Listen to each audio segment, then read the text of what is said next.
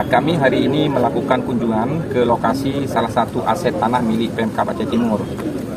Rencananya di kawasan ini kita ingin membangun rumah singgah untuk masyarakat Aceh Timur yang berobat ke Banda Aceh, sebagaimana yang kami sampaikan dalam program visi misi kami.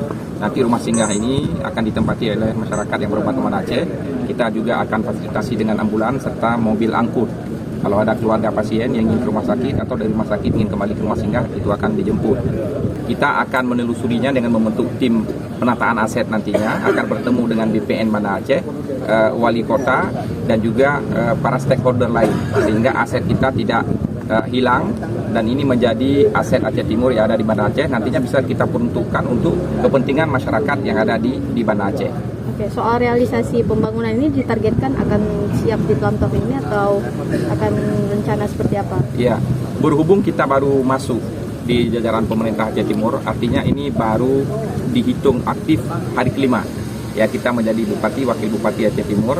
Kita nanti akan buat DID dulu, perencanaannya dulu, nanti pembangunan baru disusul ke depan.